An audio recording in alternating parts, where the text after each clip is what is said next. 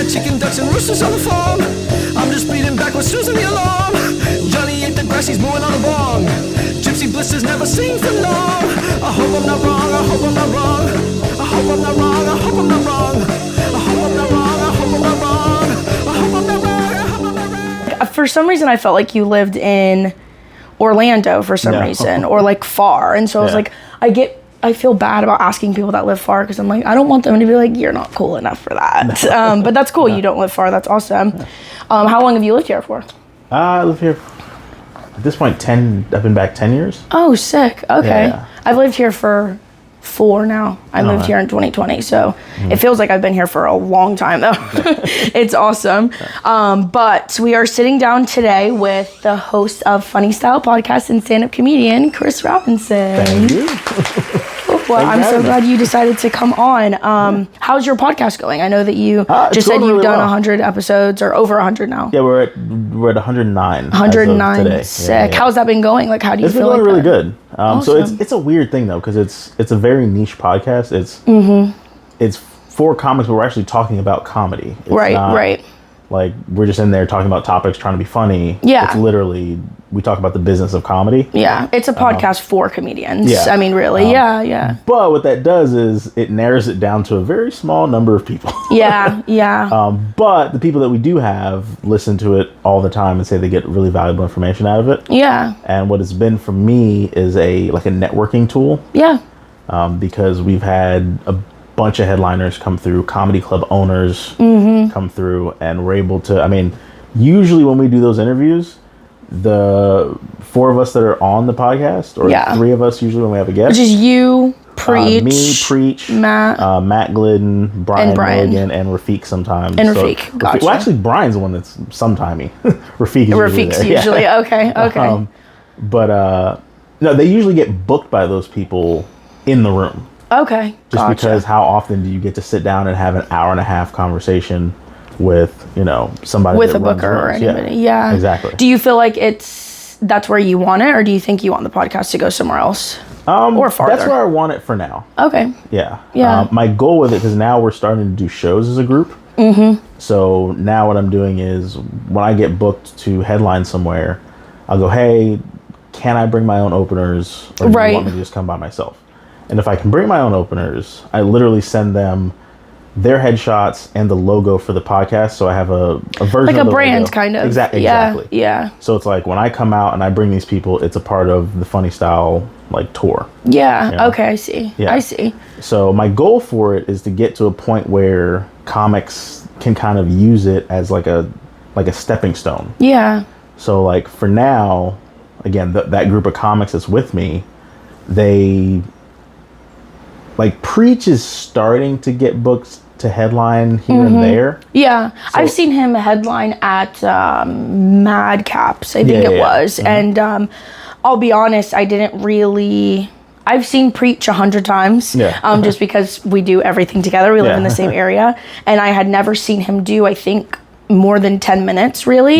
So I'd only seen him in small amounts of time. And watching him headline at Madcaps was a eye-opener for me, honestly, because I am someone, I'll just be honest, I'm very critical of people, and I don't think that some people should have the clout that they do or whatever have you, but he absolutely murdered. He did fantastic, and it honestly changed my opinion of him. I was like, oh fuck, okay, he's got it, you know what I mean? He was able to keep people entertained for a longer period of time, which I thought was really cool to watch, because I had only ever seen him at open mics, and we did shows here and there, but it was small time. It wasn't 30, 45 minutes, you know what I mean? So that was really cool. That's one of the issues that we have in our scene, actually. Yeah. Where there's not that many real 3-man shows. Yeah. Where comics get to see... It's 85 comedians doing 3-minute sets. Yeah. So it's hard because, let's say...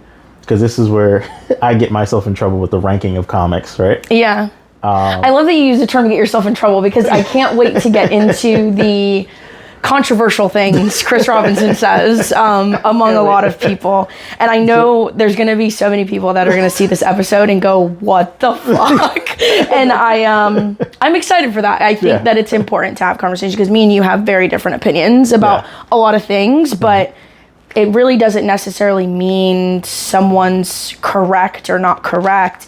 And that's something that I preach so heavily, is that like, we shouldn't downplay people who decide to write a different way, or who decide to not wear pants on stage, or you know what I mean? Like all of those things, because everyone's going about it a different way. And I think that's what's cool about comedy, is that we can get to the same place and we can do it 1,000 different ways. And no one should think I'm better because I'm doing it this way, or you're not funny, or you're not doing this and this because you're not doing it the one way. You know what I mean?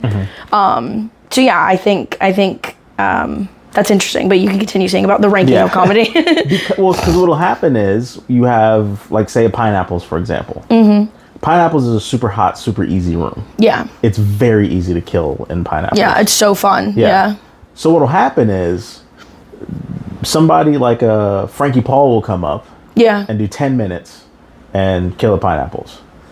A brand new comic will go up and do 10 minutes and kill at Pineapples right after Frankie Paul. Yeah. And in their brain, I'm as good as Frankie Paul because I did this, whatever. And nobody gets the experience that you got to have with Preach, where you have to sit in the back of the room and watch this person do that for 45 minutes to an hour and go, oh, there's levels. Different. Yeah. I actually agree with you on that, because I think our scene has a problem with that, is that a lot of comedians that are not bad, I'm not saying that they're bad, but they're not as good as they think they are, come in and think that they are hot shit. And I know that from experience, because I did that. My first 6 months of comedy, I was doing easier rooms. I was doing super good. I was getting laughs. I was having a ton of fun. I wasn't writing, didn't really give a shit, and was just having fun and was doing really well. And I was just getting put on everything. And I'm also a female, so it's like,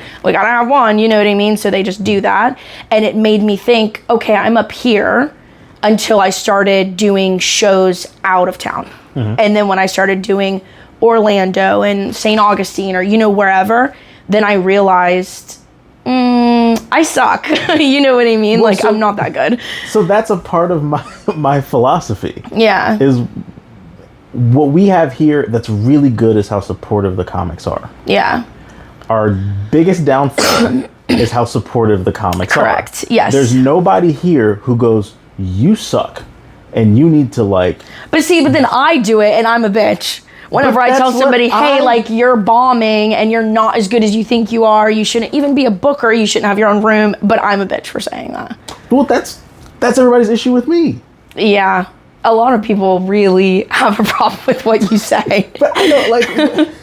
I'm so curious about that. It's just fascinating to me. I think just personally, because I'm super transparent. I'm very honest with people, and I think that it can be a good thing and a bad thing.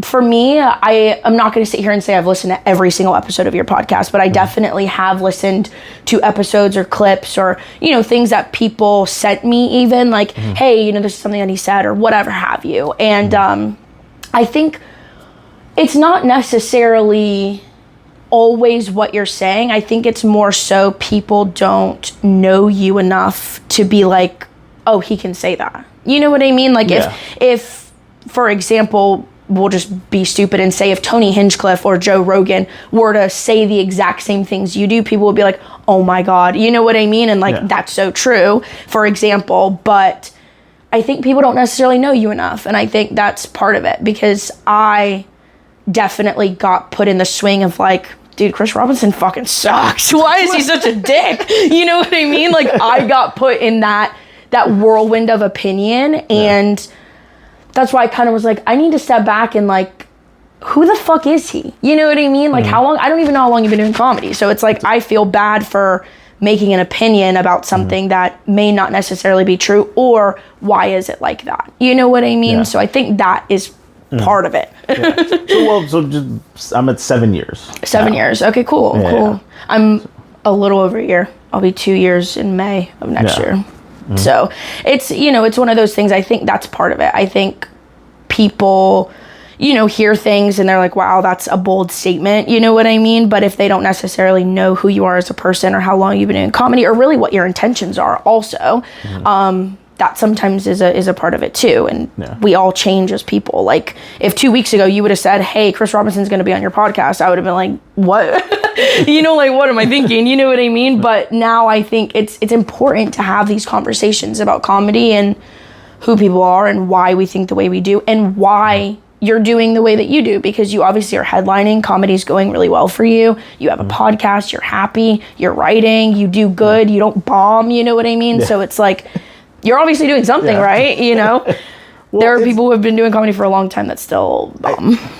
I think what happens is, I think, again, an art scene is very unique because it's so small.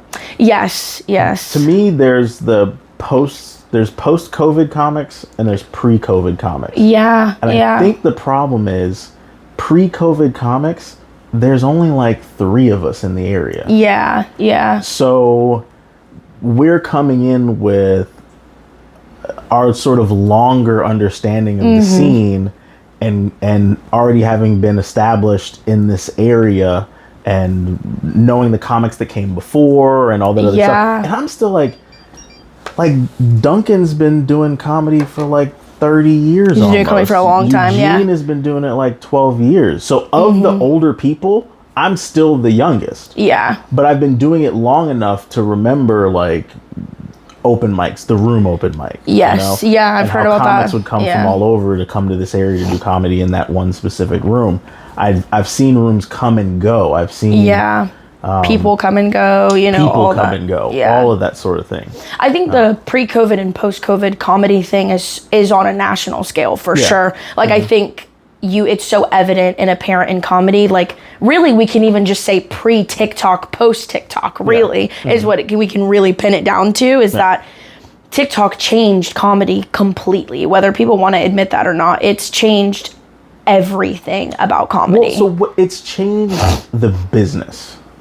Yeah, the business aspect of it. So, and I think it'll be interesting to see what happens long term. Yeah. Because I also think that, like everything, it's going to expand and contract. Yeah. I think most of the people that you see running around now trying stand-up, 2 years from now won't be doing it. Yes. I think it's one of those things where everybody's going to run around and do it really quickly. Kill Tony has created this like hunger amongst just a bunch of people. Yeah, going to Austin definitely solidified that mindset. And it's like, and again, this is kind of stuff I say.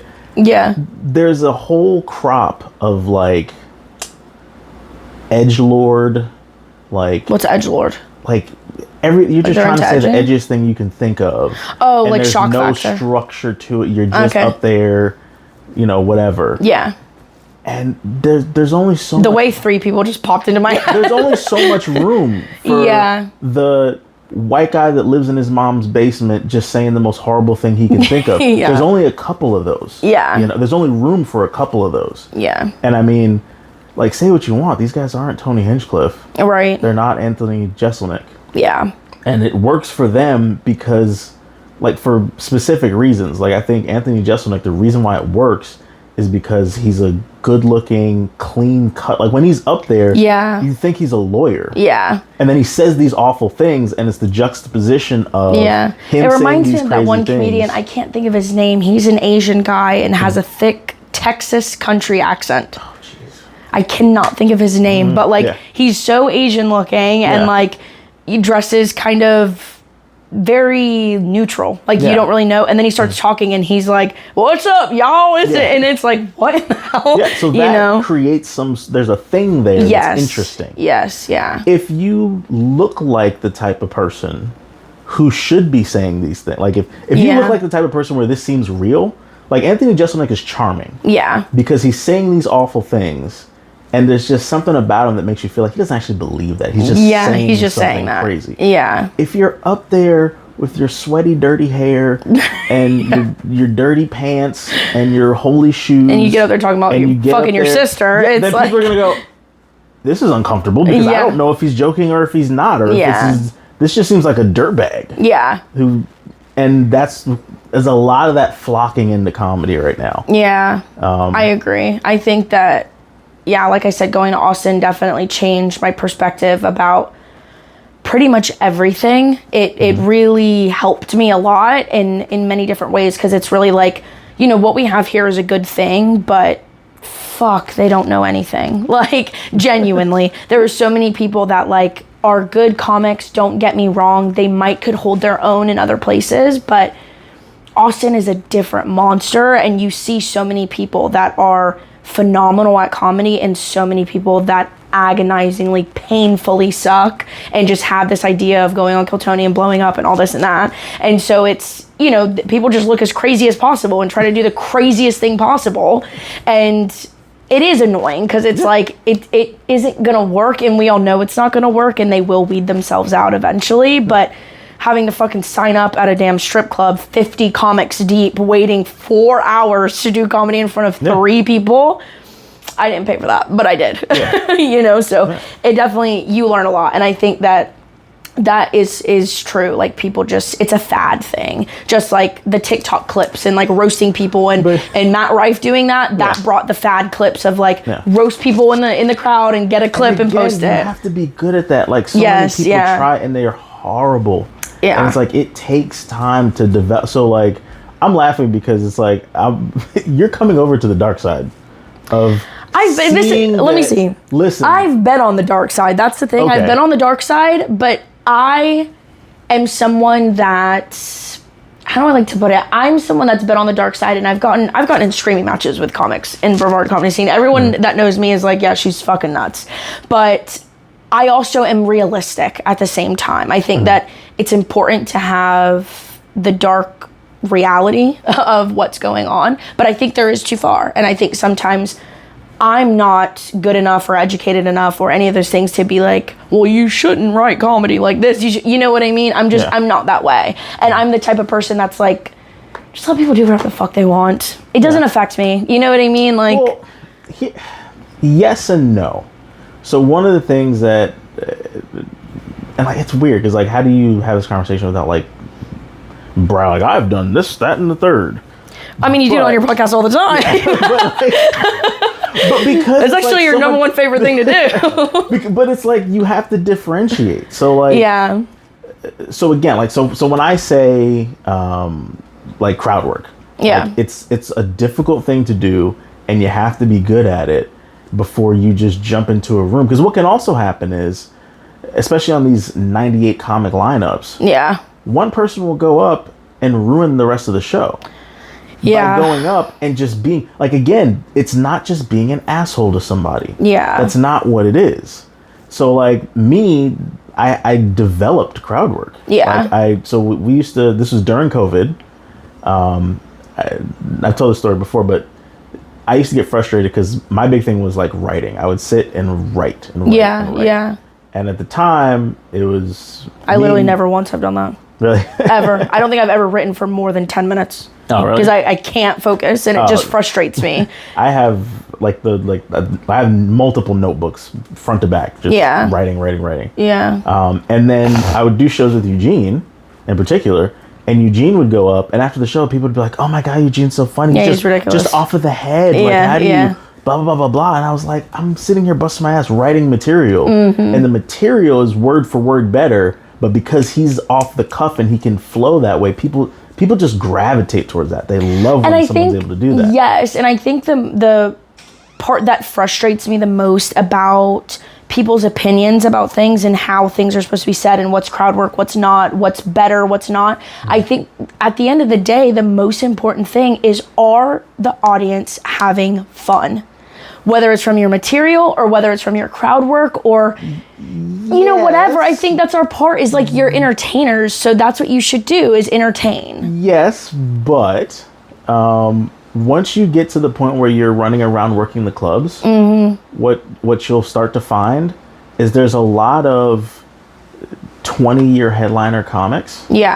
That are up there just doing like street jokes, and they'll remember this commercial from back in the day, and it was like this, and blah blah blah, and they'll get up there and do that horse shit for an hour, and audiences eat it up and love it. Oh yeah, right. Very true. And there's I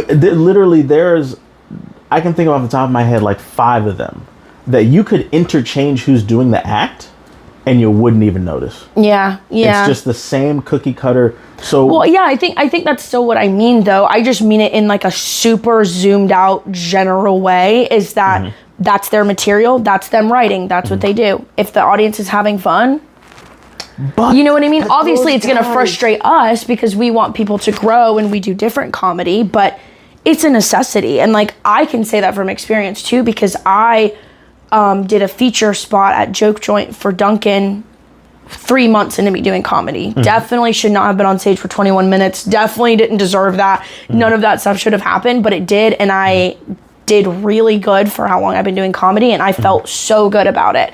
And I watched Duncan do an hour set, his jokes that he does, you know how he is, the way he talks, everything. And I mean, absolutely brutally killed. Like, he did fantastic. And I honestly never thought that was possible. You know what I mean? Like, no shade to Duncan. I love Duncan, but you know what I mean? Like, I just didn't think people still thought that stuff was funny. Like, I'm over here trying to be like trendy funny, and he's like, I'm about to talk about shit from 40 years ago, and people just hysterically laugh. And it's cool to watch the different genres and different vibes and techniques. And I think at the end of the day, that's how I feel about it, is that I don't think that anybody should be shitted on or like, you know, you're not doing it the right way. If you're getting up, you're getting booked, you're not stealing people's jokes, and you're not a piece of shit, and you're up there entertaining people, who gives a fuck? Talk about your grandma for an hour. You know what I mean? Like, in my opinion. But I'm also not someone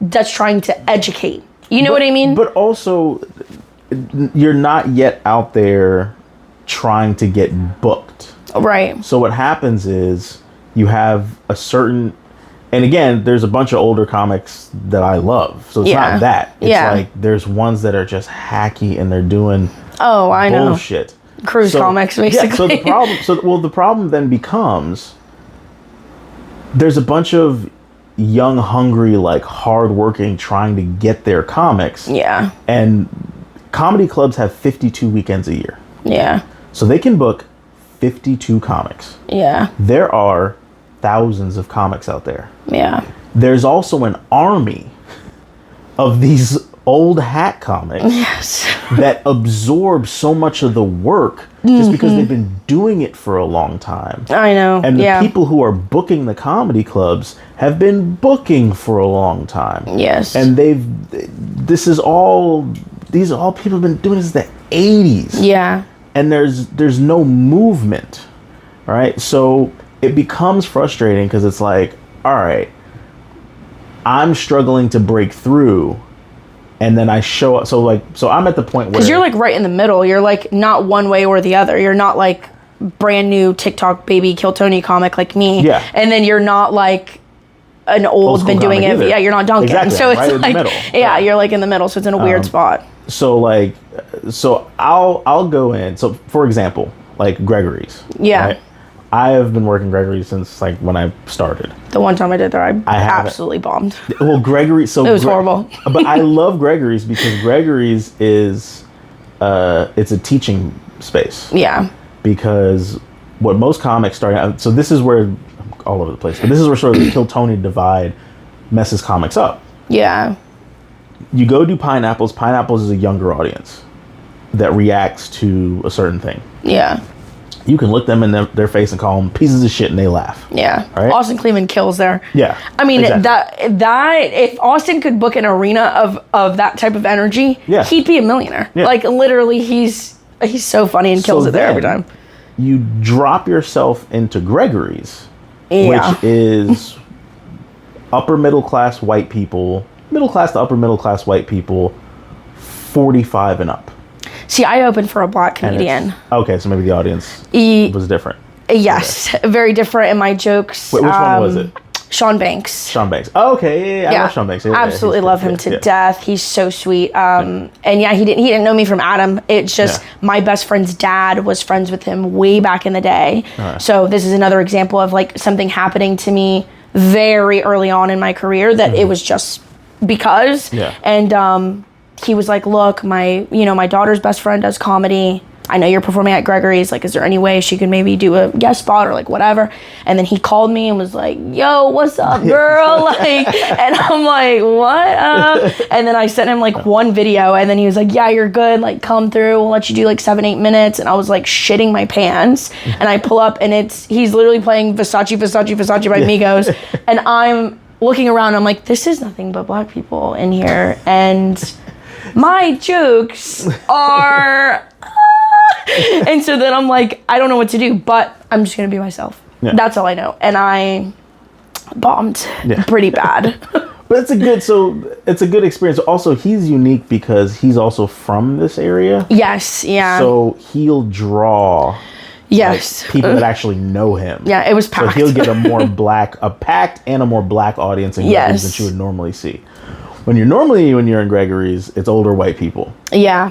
And I watch comics like who again are accustomed to going up in open mic rooms and these showcases. Yeah, more relaxed kind of vibe. And they get up there and just completely eat it.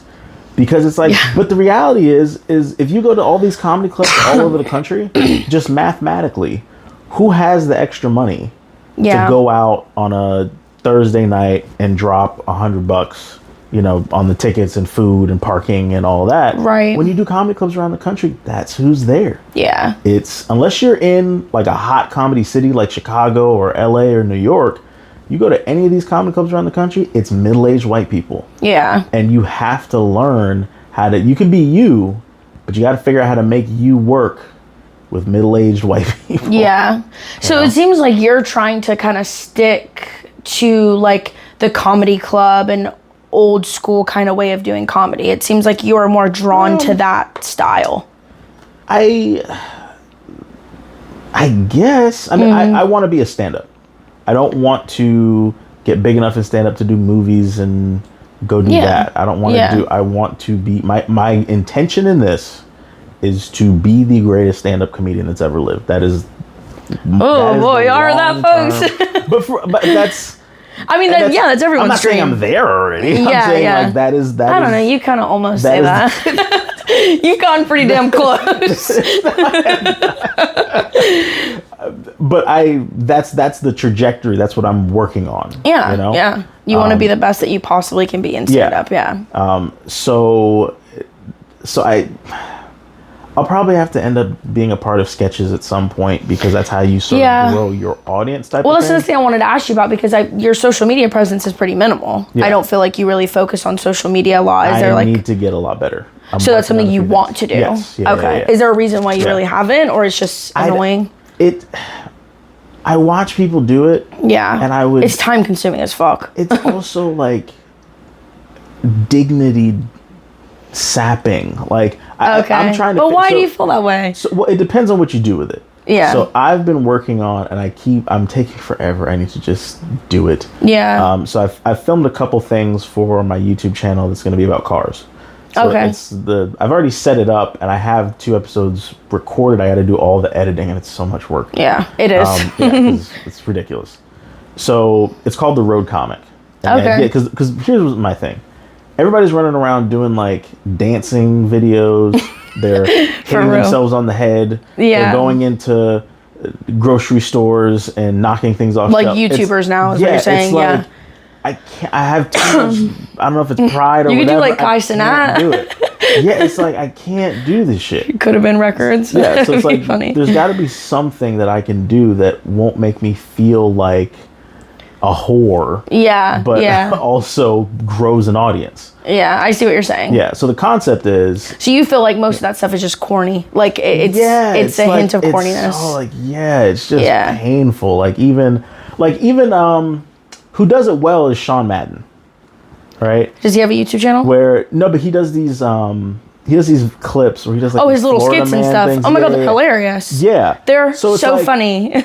But even that, because at least it's well done and it's funny. Yeah, I can't bring myself to call in somewhere to do a fake job interview and say crazy stuff to people. It's just no. Like, he goes the extra mile. Yeah, he does. One thing about him, he goes the extra mile. So it's like, all right, that's his lane, and that's I think at it least works somebody for him who's too. doing it right. But I gotta figure out my lane. I think what works for him too is that they're very short. They're not like long, drawn out. You know what I mean? Clips. Another person I think it works for is Anthony Popoli and Rudy. The like videos that they do in Anthony Popoli's videos, his are kind of long and they're absolutely hilarious. They're so funny. He's someone that I was sad about when we lost in the scene because he's a very funny comic, but also he actually went to like some form of film school. If you watch the clips that he does, it's all they're like professional, high quality. Very high quality. Yes, that is true. When he started doing the sketches with Rudy initially, and I saw the level of production that was there. I was like,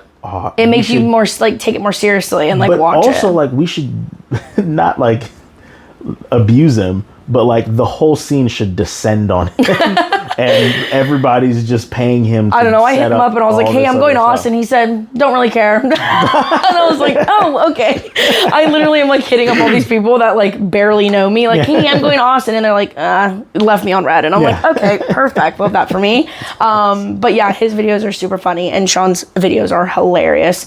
But yeah, I think I don't know, social media is, I do marketing for a living. So it's like, I know how social media works and the algorithm and what you have to do and the true extent you really have to go to make it work and get obviously the followers are really what we all want, followers and views, and just that gets us clout and people follow us, and then we have interactive fans. Like that's all part of it, part of the brand, part of everything.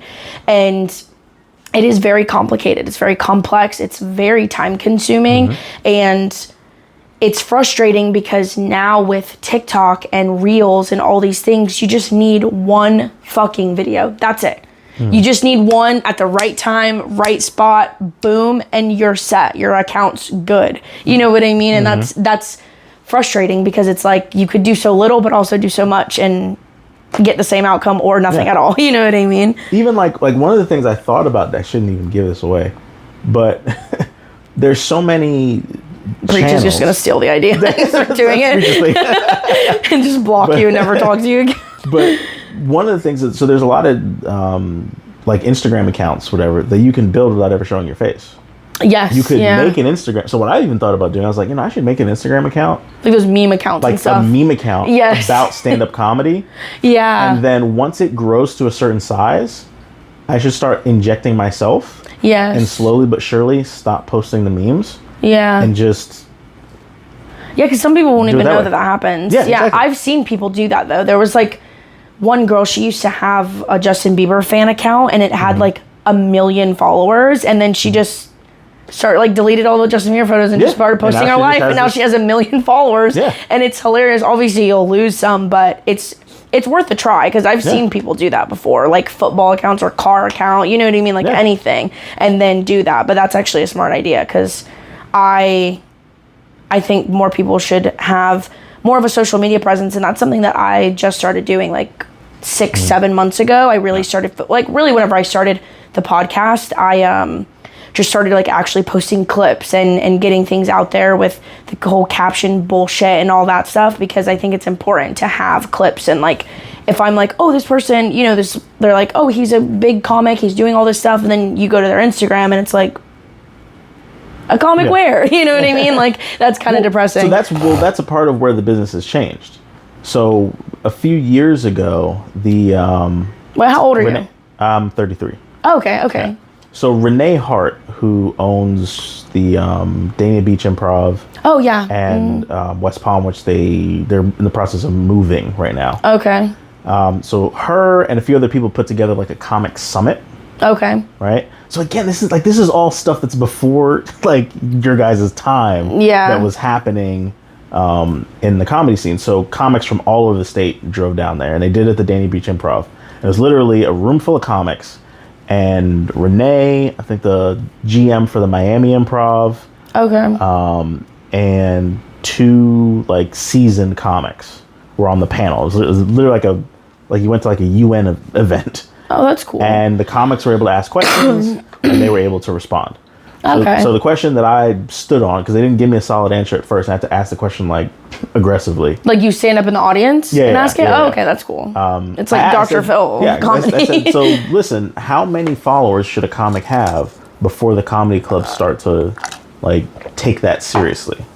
Okay. And I got like a very vague, like, well, we don't know. I was like, no. You guys are doing the booking. You have a number. When you're looking at a comic, what is the number you need to see before it's like, okay, we'll book this person to headline the Miami Improv, for example. Gotcha. And they were like 25,000. And I was like, okay, that is an attainable number. Yeah. And now I have an actual number in my head. Yeah. So much of this business is a weird... There's no clear answer, There's no really. clear answer Yeah, to anything. And you got to fight for your clear answers. Yeah. And this is my frustration with my podcast, actually. Sure, I talk a bunch of shit on my podcast. However, I feel like you have a list of things I've said, and I can't wait to get to it. So just the other day, you said, I feel like I more so only know mentally because like someone will send me a clip and I'll just start repeating it, but in a funny voice. Like, I do this thing I made, and this, like, I'm not being like a piece of shit or like trying to hate, but Preach, Kyle, and Matt were like standing outside of a show, and we were like talking about something, and I kept going, oh, because open micers, a little baby open micer, and I do that voice every time I'm talking about you talking about open micers. I just go, open micer, I'm just an open micer. But yeah, I think when you have clear answers, it gives you a better gauge of like where you are, especially in comparison to other people, because that's all we ever do, I feel like, as comics, is just compare yourself to other people. So I think having a clear answer of, okay, if people that are booking shows and are what's going to make me money have a bullet point of things that I need, then it should be part of the equation. I'm not somebody that really likes to be told what to do, so I think I'll struggle with that probably more than anything. But I also don't know if I want to be a famous comedian. Like, I think that's also part of it. And I just had this conversation with Alex Barbosa too about, you know, I don't know if I want to be like famous. You know what I mean? I don't know if I want all of those things. Like, obviously Kill Tony was like a dream come true only because I've been watching Kill Tony for so long, and it's always just been something that was never going to happen to me. And then it happened, and I did well, and it changed everything, like my perspective. But I don't ever want to be one of those people that's like, I got on Kill Tony, I'm going to headline a show that I have no fucking business headlining. But it's a weird balance. So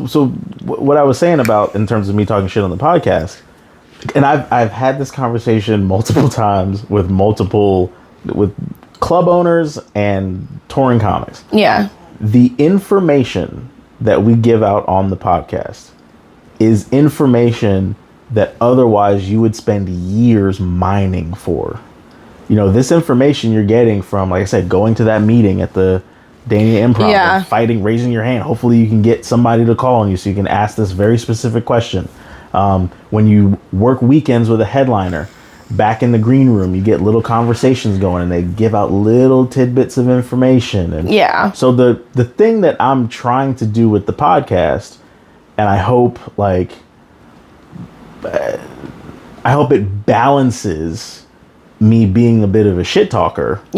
Is the whole thing is designed to help anyone who wants to listen with all of this information that otherwise would take years to gather, you know? So, I definitely understand. So the hope of the podcast is, like, if you start at episode 1 and just listen through, by the time you're done, I'd have to pop an Ambien or something, but but you'd be able to go out and work as a comic. Like, if you were to follow it and just start going to open mics and pay attention to some of the advice that's in there.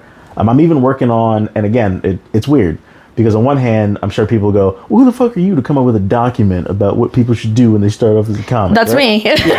But then here's the thing. If no one does it, then who's going to?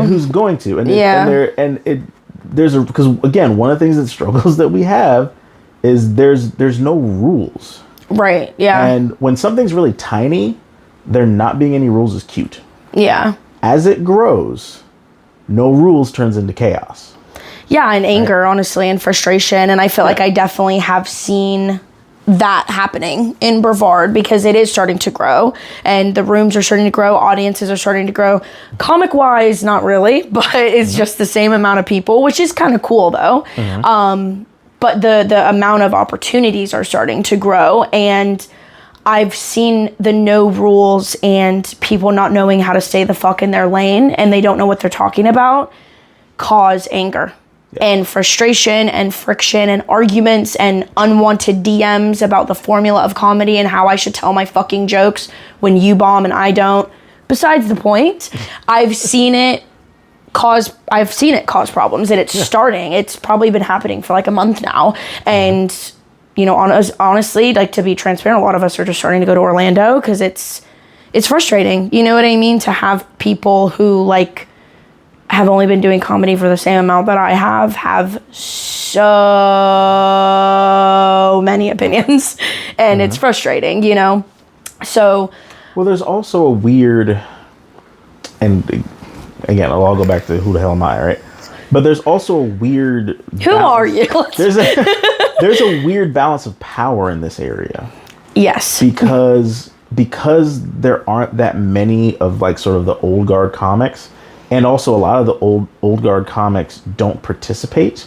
Yeah. We have 25, like, Duncan's there, there's Frankie Paul, there's Todd Bowe. Yeah, I don't think I've ever seen Frankie Paul. You know, yeah. I saw him at Pineapples, I think, but I've never seen him, like. So, and I drug Frankie Paul to Pineapples the first time because what I started to find, there's Michael Van Ness, and they sort of hover above the they don't even come down amongst, you know, the comedy scene. Because we're open micers. Yeah, well, we don't know what we're doing. But what happens because of that is there's also a lot of people with not that much experience. Yeah. With a lot of power. And what that creates. You said it. But what that creates is that power's in the hands of people that don't quite know what they're doing. And yes, it ends up in a situation where, like, number one, even just human nature. Yeah. It's hard and I'm not in that boat, but I'm sure it's hard to hear, you know, you're not ready to do this room. Yeah. From someone who's also not ready to do the room they're running. Right? I'm about to pass. Because you speaking of facts after facts after facts after facts. Yes. So what would help, just even psychologically, is if you heard that same thing from even me, or it would feel even better coming from a Frankie Paul. Yeah. You see what I'm saying? Yeah. Because no one's gonna question, you know, am I ready or am I not really ready? Like, I don't really respect this person who's telling me I'm not. Yeah, and it's like one of those things too where it's really, in our comedy scene, like, it's really not about being ready. It's just about whose dick are you sucking, are you friends with. That's it. Because, like, I mean, and I'll just say this because I don't give a fuck, but I had been doing comedy for as long as I had. I just did Don't Tell like 3 months ago. Not that long ago. And that was kind of a big deal for me because I've been wanting to do Don't Tell, and I also, like, hadn't really put myself out there enough to, like, get on Don't Tell. But I did Don't Tell Orlando. I was in a competition. I won, got the place in Don't Tell. And that was a big deal for me, even though it's super fucking stupid now because anybody can get on Don't Tell. It was cool for me. So then to see, like, people in charge of, like, certain things and choose people that they feel like would be good on Don't Tell and they're, like, not, it's, like, super discouraging because it's like, I feel like I kind of worked hard for that, you know what I mean? And then you see people that aren't as good do Don't Tell, and it's like, it's frustrating. Well, here's the thing that happens, like, again, in every scene, sort of. Yeah. But in this area, it's bad. Yeah, it's very bad. What happens is, he's an open micer, right? Yeah. We'll start out, and they won't be getting booked. Yeah. And there's 2 lanes you can go when you're not booked. You can go bust your ass and get better and become undeniable to where they're forced to book you. Yeah. The thing that does also is it helps you everywhere else. Yeah. Because if you get better, then you're better when you go to New York. You're better when you go to LA. You're better when you go to Chicago. Or you can take the route of, well, shit, no one's booking me. Fuck you, I'm going to open a room in this random place over here. And then I'm just going to book me and my buddies who also can't get booked for shit anywhere because we suck are all going to circle jerk book each other so that we have this, I'm dead. We have this, no, because then we have these couple of rooms. These rooms become where the bombing comics go. Correct. Right? Yes. And then you have the other rooms over here where the comics that are actually working on getting better and all that stuff go. Yeah. The problem is, I mean, number one, that shouldn't be the case, but you can't stop people from doing whatever. Yeah, of course. What also happens with that a lot is they start running around to venues, and this is where it gets very frustrating. They start running around to venues that deserve better. If you want to go do, like, there again, I've been doing this longer, but pre-COVID, where there was so many other things going on. Yeah. They're dive bars. Go to a shitty dive bar where half the people in the room are drunk. Yeah. They don't even care. That we used to do On the Rocks. Oh, yeah, yeah. Which it was an old Taco Bell that they turned into a bar right on Babcock. I'll never forget it because it had a bent stripper pole in the middle of the room. Bent? Yes. Oh my God. A stripper pole and it was bent. Sorry about that, guys. I don't know who got on the stripper pole, but it was bent.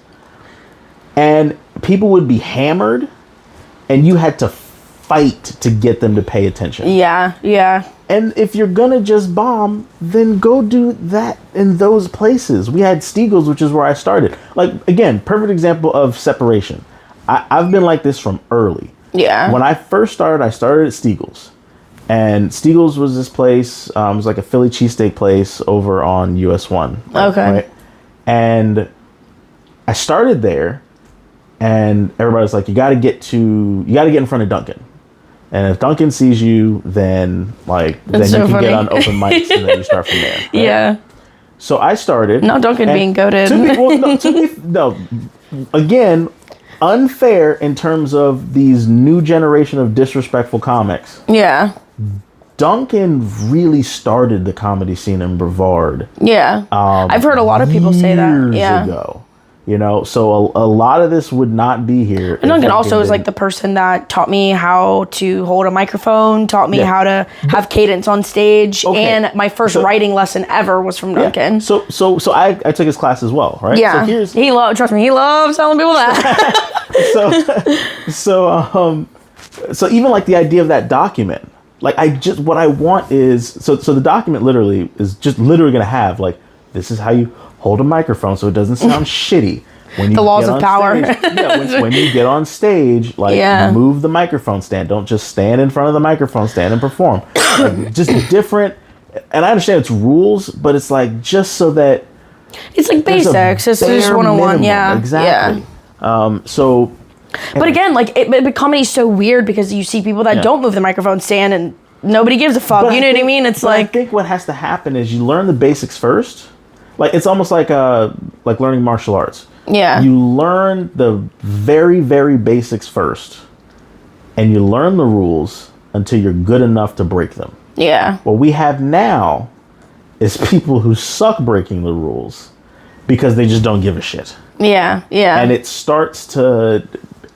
Again, I just think the comics develop slower that way. Yeah. That's what I was talking about, this sort of separation. So when I started at Steagles, there's a lot of comics there who clearly are not going to get better than what they're doing right now. It's just a place to hang out on a Thursday night. Yeah. It's really I try to come up with a definition so that I don't come across as like as much of a douchebag. To me, as much of a douchebag is hilarious. To me, most open micers are doing comedy karaoke. It is just a thing to stand in front of their friends and like say have a some cool stuff thing they think is funny, and it's a cool hobby that you have. Yeah. Right? When I started and I was in that environment, I did it for a very short period of time.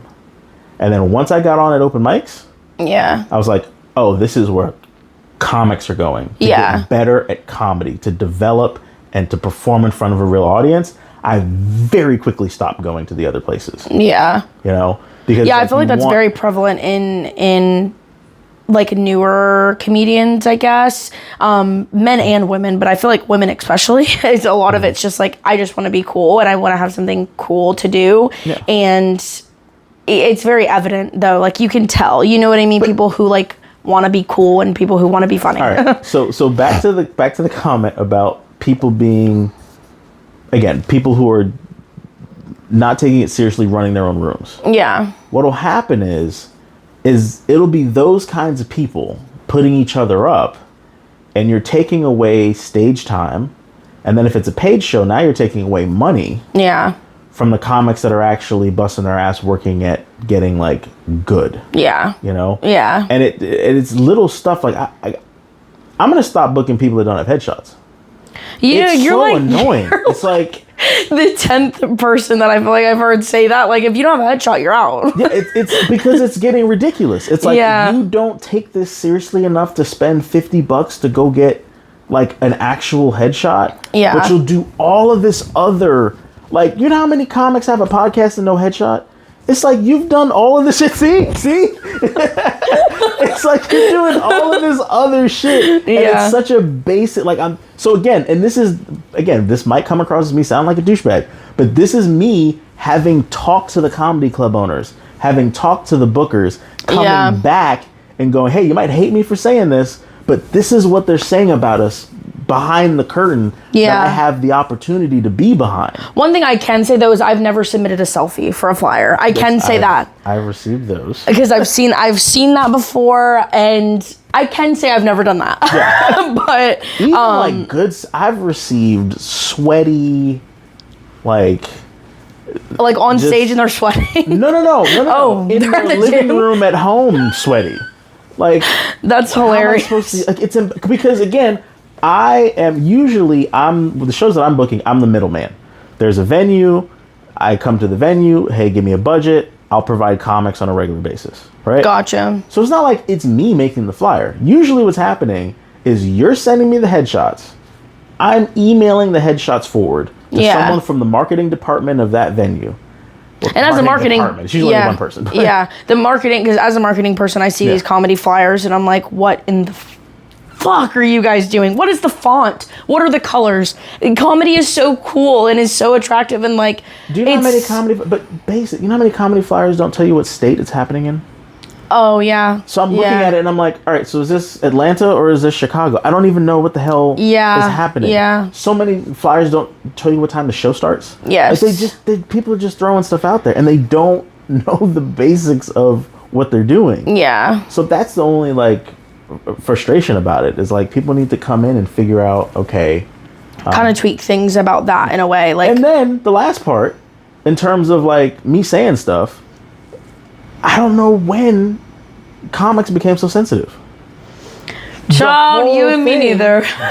The whole thing is you're supposed to be like, you guys will get on stage, look a grown adult person in the face, and call them a snaggletooth bitch. Yeah. And then you get off the stage, someone tells you bombed, and you're pissed about it for the next 3 weeks.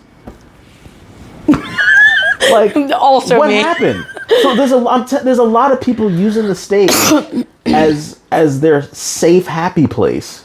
Well, it's also like, it's an ego boost too, I think is really what it is. Because it's like, if someone can get on stage and do really well, and then someone make a comment about, like, oh, well, that joke kind of fell flat or this and that, and then it's all of a sudden like, okay, well, now I'm pissed off. Which, I mean, I used to be really bad about that, and I think that's what held me back for a while, is that I was very sensitive about what people said, or like, you're not saying this right, or you're not doing this and that, and I was very sensitive about it. Like, one of the comedians that you know really well, I'm not going to say it, but whenever I first started doing comedy, I was probably like 3 months in, and like I said, I was getting booked a lot, and it was mainly because of Duncan. Like, he had a lot of rooms at the time, and I was getting a lot of stage time and just a lot of exposure, and he pulled me aside and was like, you're not writing, and like, people think that you're dumb or whatever the fuck verbiage he used exactly. But people think that, you know, you don't care or you're not taking this seriously because you're very open about not writing.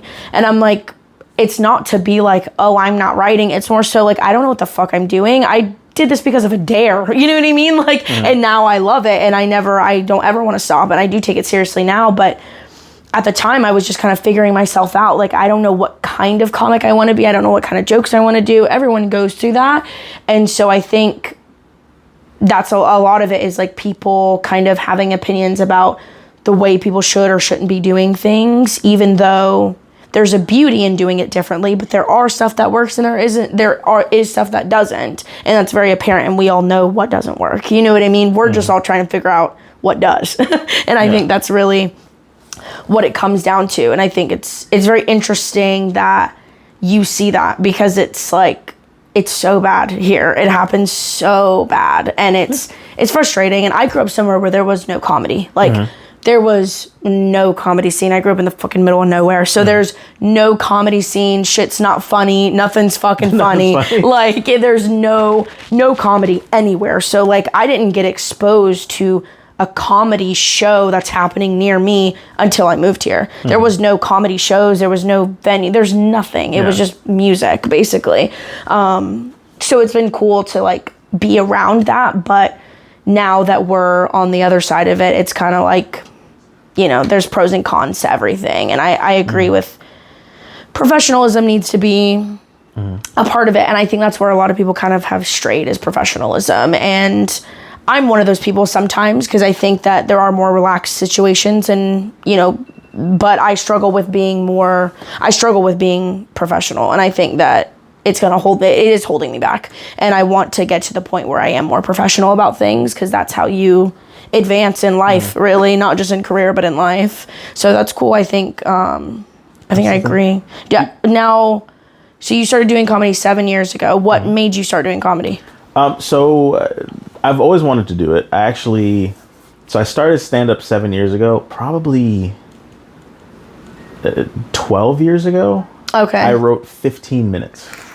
Like, never went on stage. It was multiple pages thick, 15 minutes of You look like somebody that has big handwriting. Do you have big handwriting? No, it was typed. Oh, it was typed? Yes. Okay, I should have known.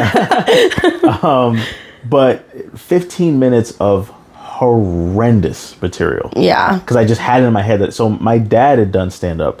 Oh, cool. When we lived in New York. Awesome. So he had, it was one of those things where he took a class and it was like a bucket list thing, and he did it for like a couple years, and he did an hour album. Okay, cool. He shot a special. Period. I didn't know that. Yeah, so Is he funny? Yeah, he's funny. It was filmed But do you really think your dad's funny? Yeah, for sure. Okay, yeah. cool. But it was at Stand Up New York. Okay, this was cool. 2005. And so funny enough, I've never seen the recording because our house burned down years ago. Oh, damn. So we thought every copy had been destroyed. My cousin is the guy with the dreadlocks on TMZ. I don't know who that is. You ever watch TMZ? Sometimes. The guy with the dreadlocks. It sounds familiar, but I can't picture his face. That's Charles. That's your cousin? That's my cousin. So he's the executive producer of TMZ. Wait a second. Pause. Yeah. So your dad was a stand-up comic. Your cousin is an executive producer on TMZ. So why don't you just go over there? Well, because it's not one of those things where you just get like plugged in. Okay. Clearly, you have to get to a certain level. Gotcha. So I wouldn't ask him for anything until I felt like I was at a certain level. Okay, gotcha. So he, I guess, has a recording of the original one, but it's in some old format that they don't. It's not digital. Shit, yeah. So he's got I was with him when I did Netflix is a Joke Festival. Gotcha. And he was talking about having it, and now he's just got to find one of those. He's got to like convert it or whatever. Yeah. Because I'm very curious to see it, because I remember some of my dad's jokes and stuff. But yeah, is your dad alive? Oh yeah. Oh, okay. I didn't know, you were kind of talking in like past tense, so I'm like, this was a long time ago. Yeah, that's cool. Does he like that you're a stand-up comedian? Yeah, he loves it. Does he come to your shows? Sometimes, because he lives in Minnesota now, so he's all over the place. Gotcha. Is Is he someone that you can go to for like joke advice and writing advice? No. Okay. At this point, I'm a lot farther than my dad ever got with the comedy. Okay. So yeah. That's But he interesting. gives me some like pointers. One of the things that he taught me was I used to open with this joke where it's like, I feel like if you're a woman and you're more attractive than a 7, you shouldn't qualify for any government assistance. Because like if you're a hot woman and your bills aren't being paid, you're mismanaging your pussy, right? So period. But I used to start there. And he was like, you gotta make them, like, the premise is good, but you gotta make them like you first before you start saying stuff like that. And when I made that adjustment, a lot of things changed. I was like, oh, wow, okay. So that's why I always start with the 3-day weekend joke. Yeah. Because it's me making fun of me. Yeah. So everybody understands I'm willing to make fun of me. So I'm not just up here. Yeah. Like, whenever I started doing that too, and I learned that exact same thing, my jokes started to change for me, and my set started to change, because my comedy is a little more intense, and it can be like, if someone doesn't know you and they're just hearing it, they're like, what the fuck? You know what I mean? But once I like, I'm from Alabama, or, the middle of nowhere, I'm Mexican, I don't speak Spanish, you know what I mean? Start making fun of yourself. And then I started to ease myself into those jokes. It definitely changed the way crowds react to my jokes, because there have been plenty of times where I would say stuff and just not even be like, like they don't even know my name, and I'm over here like, black people suck, you know what I mean? And they're like, what the fuck, so that is a good lesson to learn, because I feel like shock factor comedy is cool. I think that it is popular. I think it's something that people enjoy. It's just to a fine tune, you know what I mean? And it needs to be something that like people really practice, because if not, it's just chaos, and like everyone's like not laughing because they're uncomfortable, like you were saying. So that's cool. Your dad lives in Minnesota. Where is your mom there too?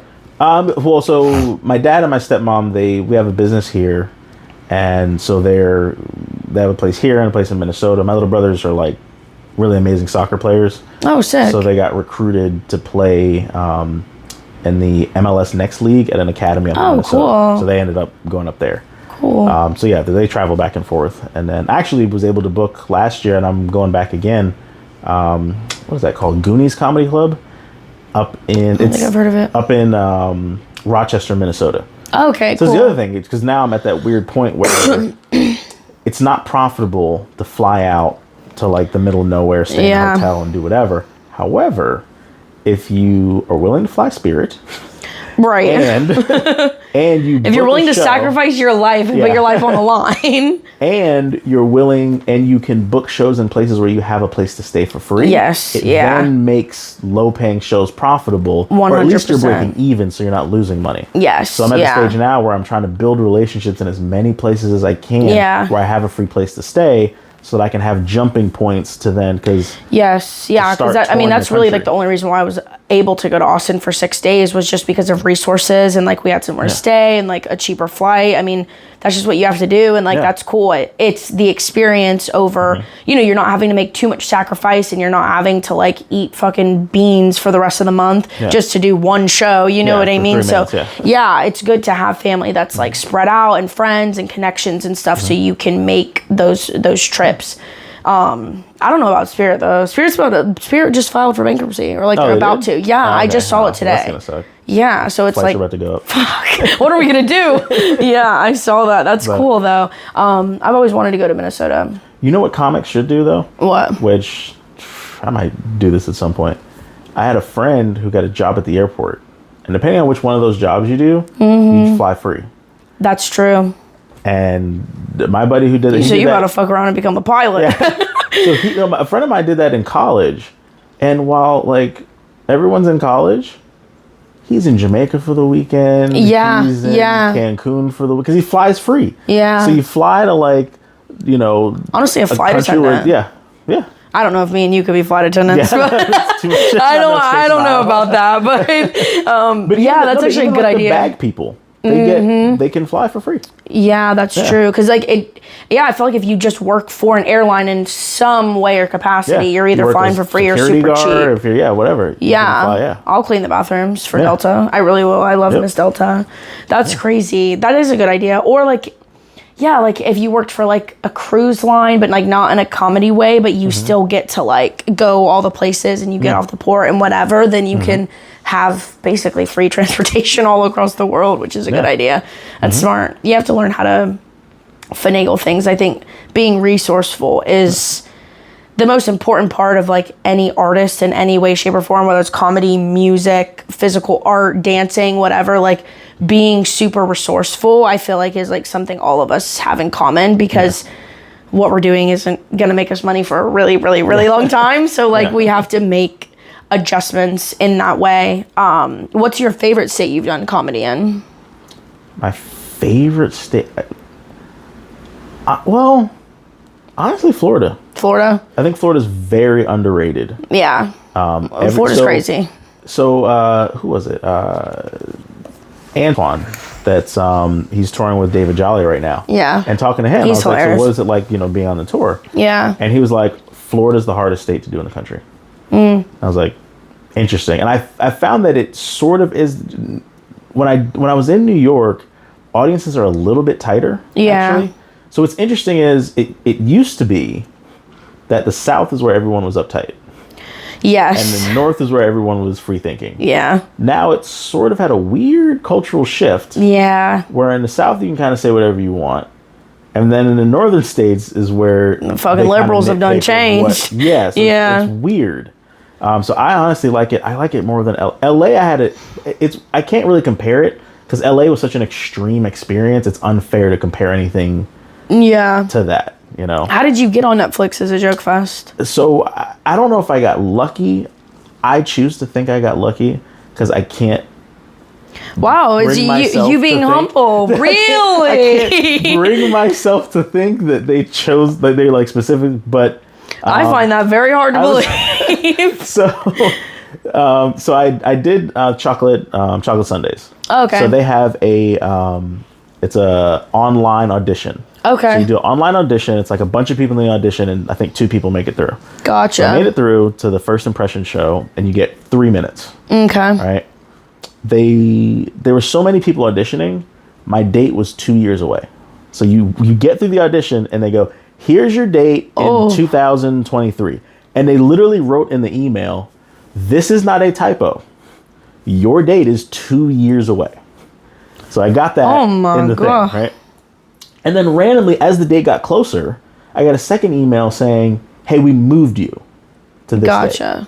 I was like, "Oh, that sucks. I hope this doesn't mean that, like, they're trying to get you out of the way or something." Exactly. Yeah. And then come to find out, the date they moved me to is the Chocolate Sundays during the Netflix is a Joke Festival. Gotcha. So the Netflix is a Joke Festival, Netflix sort of came around and kind of absorbed all of the comedy shows in LA for that weekend. So any show above a certain grade, Netflix showed up with cameras, and they had their banners and stuff, and they had these big red Netflix cube 3D things that they were putting all over the place and all that.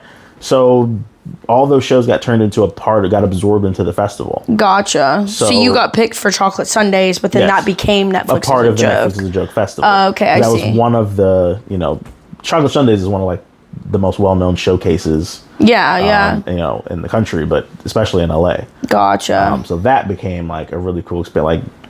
Like Chris Rock's brother. Oh yeah. Showed up, got to hang out with him for a little bit. That's cool. Kyle Grooms, who I worked with in Miami and a couple things around here. Yeah, he was just at Pineapples. Yeah, he was the one that ended up headlining that show for Chocolate Sundays. Okay. So it was crazy to fly to LA. Yeah. And then I'm working with Kyle Grooms in LA. Yeah. It was just it was an amazing experience, and it just happened. So that weekend is the weekend that Not Like Us, the Kendrick Lamar dropped that weekend. Wait, that wasn't that long ago. Yeah, it was the day of my set at Chocolate Sundays. Did you sing it? No, but Chocolate Sundays is a very black show. Oh, okay. So, and it's in LA. Yeah. I don't know if you know LA, they're very proud of LA. Yeah. So you get there and they're blasting it. Gotcha. And they bring a comic up and then they play it again. And then what they'd bring 2 comics up and then they'd play it again. Yeah. And every time they played it, the whole Laugh Factory would stand up and crip walk in the aisles. Love that. And again, it was such a... It was, again, I can't really compare that experience to anything else. Because again, then I'm staying with my cousin, who is the producer of TMZ. So as the diss tracks are coming out, he's literally on his phone. No, I know. Coming straight to his phone. He's now like writing... Yes, talking to writers to do articles about the lyrics in the thing. And it's we were somewhere and literally, I think we were doing an open mic. I can't even remember. And Drake had dropped his like response, and all of us were like, "Oh my god!" And then we like walked it. We're like, paused the show, and we like plugged the phone in and was listening to it because it was so like, is this really happening? Yeah, craziness. That's so hilarious. My grandparents used to live in LA, and I went there for 2 summers in a row, but that was before like comedy what meant like going on stage to me. It was just I was watching it on TV. So I was like always so mesmerized by people who could stand up in front of 500 people and, you know, absolutely kill and do phenomenal and have everybody laughing and be relatable in any style. I think it's very cool, and it's something that I can't wait to get to. It's interesting to see how different opinions form over comedy and how different like Brevard is compared to everywhere else. But I don't think it's necessarily like people are doing things wrong. I think people do take stuff too seriously. People are too sensitive about a lot of stuff. And I think that... Can I tell you something I heard? Yes. I heard that you thought... Love it. I told a specific club owner not to book you. Yes, that's true. That did not happen. Just so you know. Period. To the point then. Yeah, I did hear that. I don't know that I've ever done that in terms of, hey, don't book this comic. Yeah.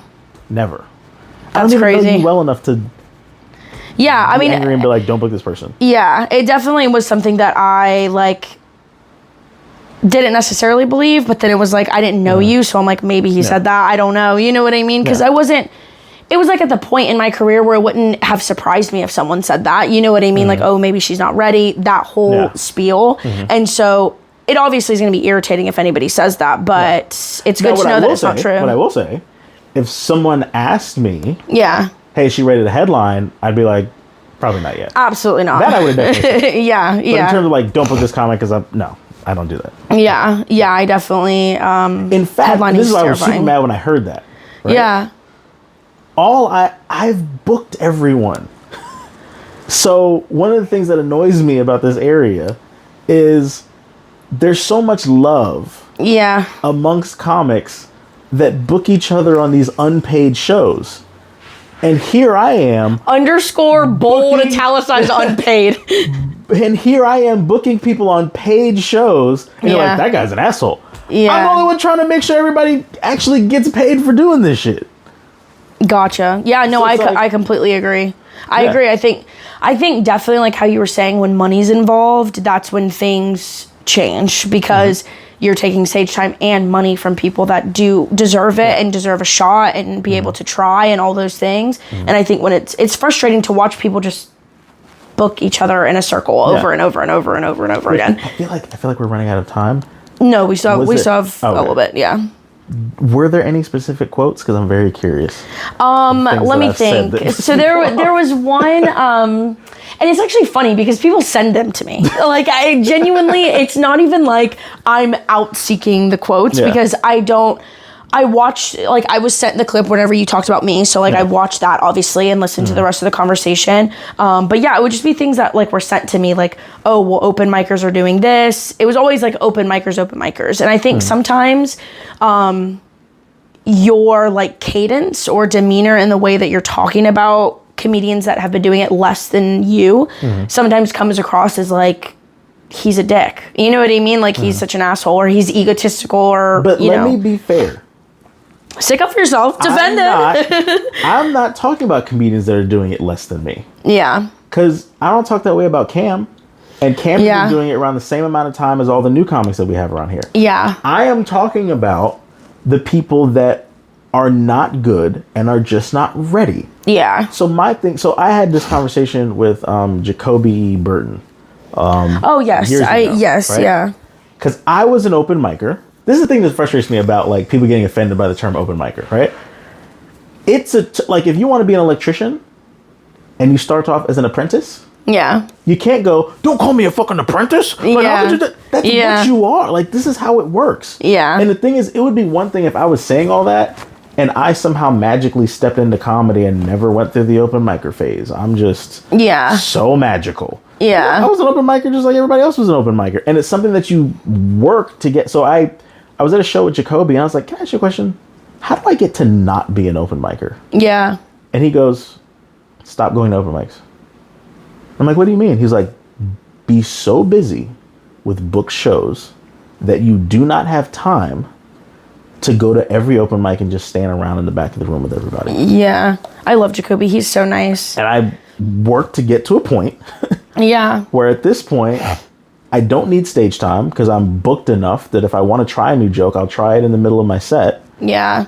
And I'm exhausted because I work a job and I'm doing multiple nights a week usually. Yeah. What do you do for work? So I sell health insurance. He's a health insurance. Yes. Mm-hmm.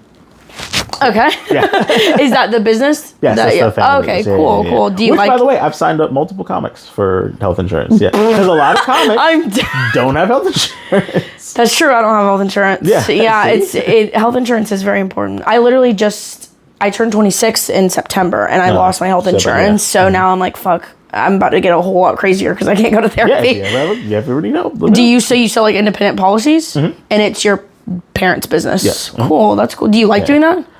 Yeah, I'm learning to like it more. Yeah. Like it's not my favorite thing in the world. Yeah. However, it is cool that through doing it, you develop a set of knowledge where you can actually really help people. Yeah. Because insurance is scary and everyone needs it. Yeah. Yeah. And there's not really much help out there. Do you do like cold calls and stuff? Some. Yeah. God, yeah, I'd rather die than ever do that again. Yeah. What I've learned though, that's actually how the two things sort of meld well together is improv. Honestly, I'm comfortable speaking in front of people. Like so many people in regular life, are so terrified of speaking in front of a room. Yeah. And what I've noticed now, it's like the number one phobia of people is public speaking. Yeah. And that doesn't bother me. I couldn't care less. Yeah. And that has helped. Like so, one of the things I do our business, we sponsor the, we're called One Insurance, but we sponsor the Christmas parade in Palm Bay. Okay, yeah. And the way that we sponsor it is I host it. Gotcha. And we do it for free. Okay, cool. So like, again, it's... My job, we work with a lot of sponsors too, because we do like the events at Wickham and stuff, the tacos and treats and that sort of thing. So we do that. And we get a lot of sponsors that do stuff like that and want to like just put their business out there. Yeah. And it'll be good. Like hosting that is probably perfect for you. Yeah. Because again, it's not many people are comfortable standing in front of, 750 people and reading. The Palm Bay Parade one is brutal. Yeah. Because each float has like a little paragraph about it. And there's like 70 floats. So you're literally just standing there reading in front of that's hilarious. the whole city for like 2 hours. Yeah. But again, it's something that now that I've done stand-up, I can do comfortably. Yeah. Whenever I was in sales, I feel like that taught me a lot too, is that like I could stand up in front of people on stage and say crazy shit. Yeah. But then put me in front of somebody and I'm like trying to sell them a cell phone and I'm like, you know what I mean? And I don't know what I'm talking about. And that definitely helped me like not be afraid to approach people, not be afraid to have a conversation, not be afraid to be yourself, and things will work out whether people perceive you correctly or not. It's going to work out, you know what I mean? So that is true. It does help you in that way. But now marketing helps you in a lot of different ways. It's really like, it's super knowledgeable and you need it in a lot of aspects, especially if you're going to run a business, you know what I mean? Or do something like that. But that's cool. My dad's master's degree is in marketing. Oh, cool. So, cool. So you you're everywhere. What does your stepmom do? So they both work in the business. Okay, cool. Yeah. So all of you guys do that. That's cool. Is it going well? Yeah, it goes well. Very. He said very well. That's cool. That's cool. So, but also, because again, back to I find it fascinating that people get offended by like me saying open micers, right? Yeah. What I want comics to once and for all, if you guys can, there's I not grew up because I didn't know these people, but my understanding of comedy came from the Patrice O'Neal, Opie and Anthony school.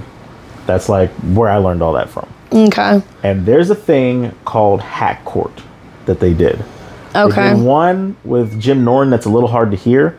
Then another one with Rich Voss. If you go on YouTube and just look up Rich Voss Hack Court. Okay. And what this was a group of professional comics. It was Patrice O'Neal, I think it was Bob Kelly, Rich Voss, Jim Norton, Colin Quinn. I think that was the group. Jim Norton's hilarious. Yeah. Rich Voss brought in a tape of him performing when he was new. Okay. And they played it. Oof. And all it was everyone shitting on how horrible he is. Yeah. Right? I do that to myself every day. That's like, that's where comedy came from. Yeah. Again, I think it's so weird that the same people who want to get on stage and go, you know, oh, lady, you're dating this guy. This guy's got a big head and he's fucking ugly or whatever. Yeah. Want to then be sensitive. Yeah. It's like you don't get to hide behind. Like, a lot of people use comedy as this weird cloak where I get to say crazy shit to you and you don't get to say anything back to me. Yeah. And I don't respect that at all. Yeah. If take it like you give it. Yeah. You should be able to take all the shit talking if you're going to get on stage and talk shit to the public who didn't even necessarily sign up for it. Yeah. Y'all get on stage and pick out somebody in the back of which I do it too, but you'll pick out somebody in the back of the room and make fun of them. Yeah. But you as a comic who chose to get on stage, another comic has something to say and it's like, oh my God, I can't believe you would have an opinion about whatever. Like, yeah. no. Yeah.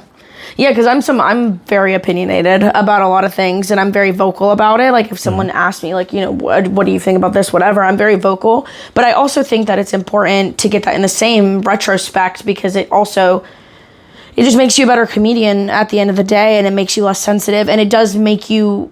Because in my head, no one's ever going to be harder on myself than I am. You know what I mean? No one's ever going to be more critical. No one's ever going to be more, you know, opinionated, nitpicky, negative about my stand-up than me.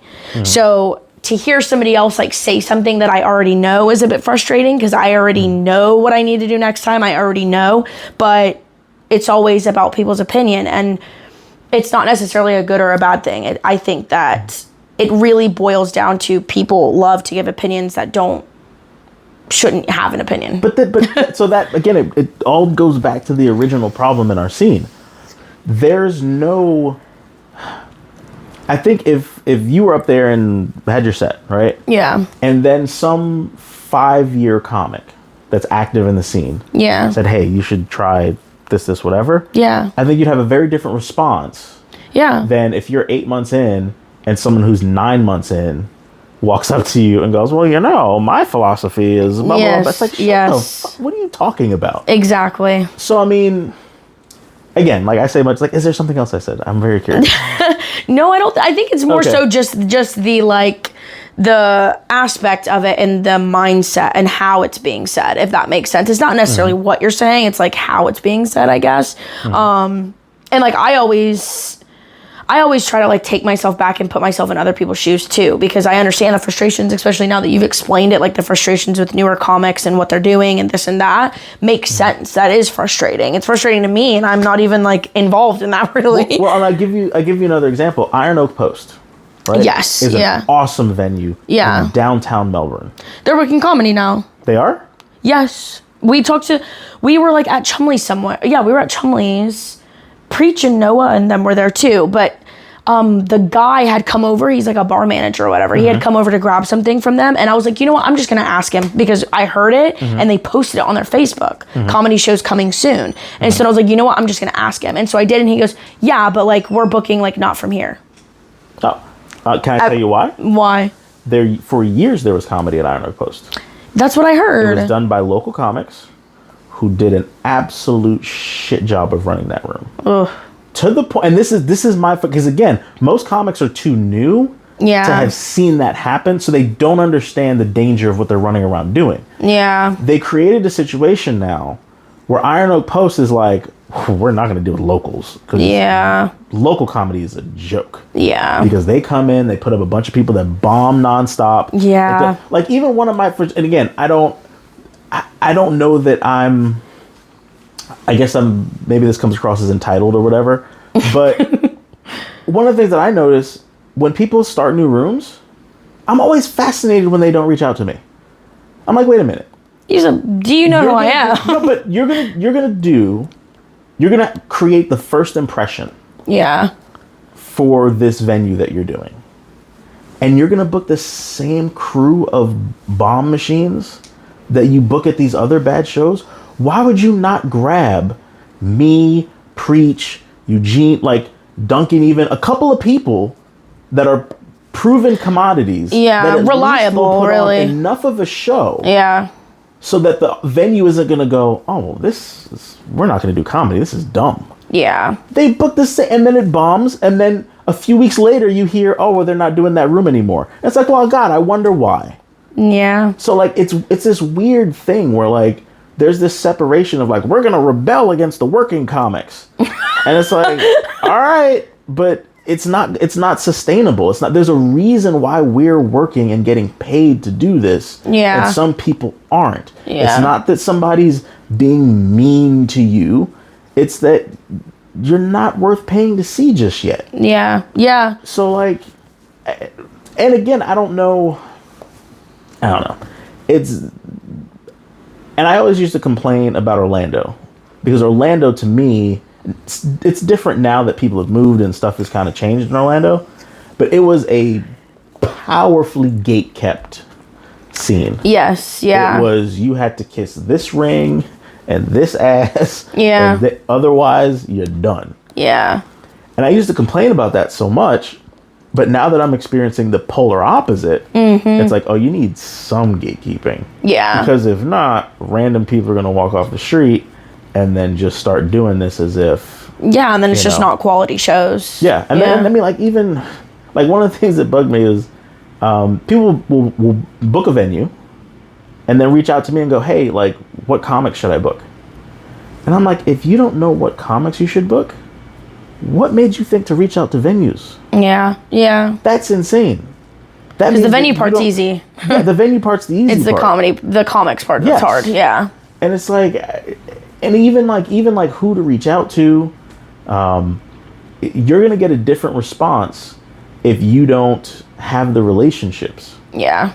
There have been comics that I book that have given me one price, and then I see what they charge the rest of some of y'all. Yeah. And I'm like, boy, if you had the relationship, you'd get that half off. But, yeah. you know, don't talk to me. It's fine. Yeah. If you don't want me involved, that's fine. But, yeah. you know, so go ahead and pay the $1,000 when you can get it done for $5. That's fine. Yeah. Yeah. Because you don't have the relationships. Yeah. I think the relationships really are what it comes down to. I think that's the most important thing is communication, relationships, and connection and understanding really is, I think, what a lot of people lack. Yeah. But I think it's a valuable point, and I agree, and I think that it's important conversation to have, and I think I have a better understanding now, and I like that. that was the whole point of the whole conversation. Do you want to plug your podcast? Any shows you have coming up? Listen to the Funny Style podcast. You find on anywhere you listen to podcasts. Yeah, but honestly, for real, the whole point of the podcast is, and I've had multiple club owners and headlining comics tell me what you are doing for the comedy community is incredible because no one else would be giving out this information for free. Yeah. And I've been told that. Adam Lowry from Madcaps was like, if there's a local comic and they're not listening to your podcast, they're not serious about comedy. Yeah. Because it's the only thing of its kind that I've come across on a local level. Yeah. Where there's episodes where I've said, hey, if you want to do this thing down in Fort Lauderdale, reach out to this person who's the one who books it. Yeah. Just that type of just blatant information. Yeah. You know? That would be the main thing. I'm doing, again, back to in self-defense. Not this weekend. This weekend I'm doing Durham Golf Club for Brevard Comedy. The following weekend, I am hosting at Visani's for Donnell Rollins. Yeah. Right? So, again, back to just the hierarchy in comedy. Right? Yeah. I remember the last time I worked with Donnell Rollins was in Louisville. And we're in the green room. And they had a pay-per-view. It was such a cool experience. It was a pay-per-view to fight and the show's happening, and you just got to kind of run do your set and then come back and hope the guy didn't get knocked out before you get off stage, kind of thing. There was, which I don't smoke, but there was weed everywhere. There's literally White Castle and caviar like all over the place. Period. It was very interesting. But again, so you listen to my podcast and how I talk on my podcast, right? When I'm working with Donnell Rawlins, I'm in the green room. If the chairs start to fill up to where there isn't somewhere to sit, I get up and walk out of the room. Yeah. Because this is Donnell Rawlins' green room. These are Donnell Rawlins' friends. Yeah. I am not important enough to sit and spread out in this room and take up all this space and want to interrupt in the conversation and want to there's just levels to this. Yeah. I'm not being some sort of asshole because I'm an asshole. This is just the level in this environment. Yeah. Yeah. I am sort of one of the big dogs in this environment. When I go elsewhere and I'm on a show with a big famous comic, I shut my mouth too. Right. And I'm sad. And the only thing I do is I ask questions because I'm trying to learn. Yeah. Yeah. And that's it. And that's an important quality to have. Whatever level you're at is the level where you're at. Yeah. Yeah. Self-realization, folks. Self-realization is really what it comes down to. But I hope that show goes good. I think you'll kill it. That's awesome. Yeah. Donnell seems like he's so cutesy in person. Super nice guy. Yeah, he seems really nice and small. He's really interesting because he's insanely high energy. Yes. When he's off stage, silent. Oh wow, that's interesting. That is literally you can see him conserving his energy for on stage. Yeah, that's awesome. And, that's super cool. Yeah, I think you're gonna kill it. That's awesome. Well, thank you so much for coming on. I appreciate it. I'm glad this wasn't a setup where I was gonna get shot. Imagine we just grab him and choke it. Listen here, you shit. That's so funny. Well, thank you so much for watching, and see you next time. Bye. Watermelon goblin size of King Kong. Watermelon goblin size of King Kong. Glasses shattering, million fractions on my face. I can't seem to put them back together in one place. Fractured on my fingers, swollen tongue is out of taste. Cut down all my trees, I'm catching monsters by the lake. I hope I'm not wrong.